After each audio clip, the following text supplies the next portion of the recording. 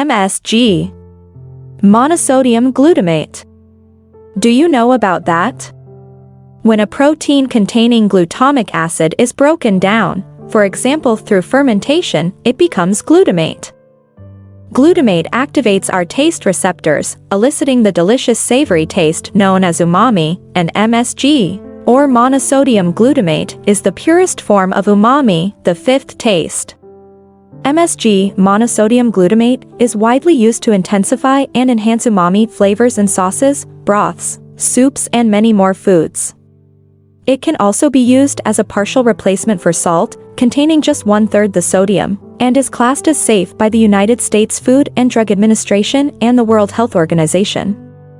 Originally associated mainly with Asian cuisines, MSG, monosodium glutamate, is now used around the world to bring out the delicious flavor of foods. However, it is still a controversial subject.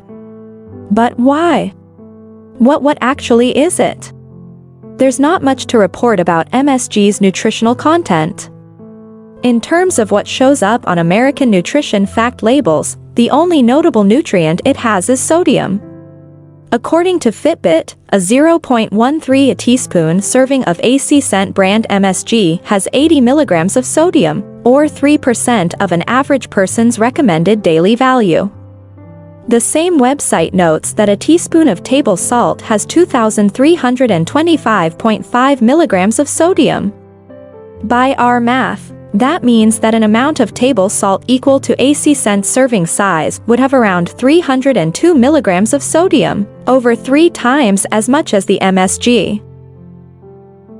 It's important to note that, although we mentioned earlier how reducing sodium intake can be beneficial to your health, your body needs some salt to function. You would literally die if you didn't have any dietary sources of sodium.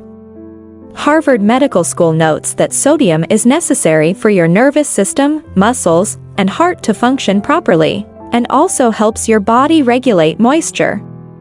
Few ingredients inspire as much fear as MSG or monosodium glutamate.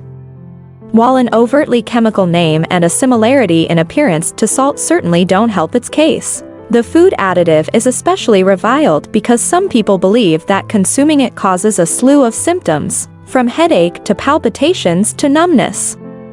But is MSG actually bad for you? There is no good research to back up the notion that MSG is bad for you, explains Susan Levin, MS.RD, CSSD, Director of Nutrition Education at the Physicians Committee for Responsible Medicine. In fact, international organizations such as the World Health Organization, the Food and Drug Administration, and the European Food Safety Association classify MSG as generally recognized as safe.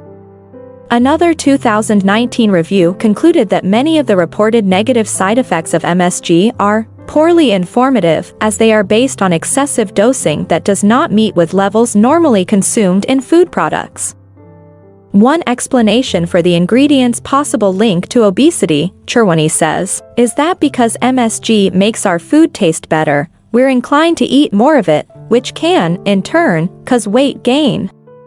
When your food tastes better, you're likely to eat more of it, because umami foods increase your saliva production. Saliva is a palate cleanser, so it helps you to taste the food much more, and then you may want to eat more of it.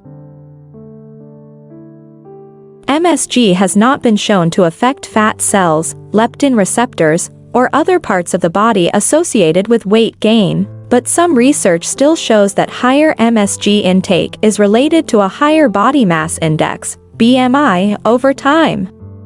Still, studies on the topic show conflicting results. Because of the ongoing controversy surrounding MSG, the FDA requires MSG to be listed on the labels of processed foods that include it. But processed foods that include ingredients with naturally occurring MSG don't have to specify that they include added MSG. If a processed food includes one of these naturally occurring ingredients, it contains MSG. Hydrolyzed vegetable protein. Autolyzed yeast. Hydrolyzed yeast. Yeast extract. Soy extracts. Protein isolate. Just do your best to read your food labels, and if you go out to eat, you can ask to have the MSG left out of your dish. Just know, though, that without it, your meal may not have the same umami taste you'd otherwise expect. However, researchers have found no definitive evidence of a link between MSG and symptoms.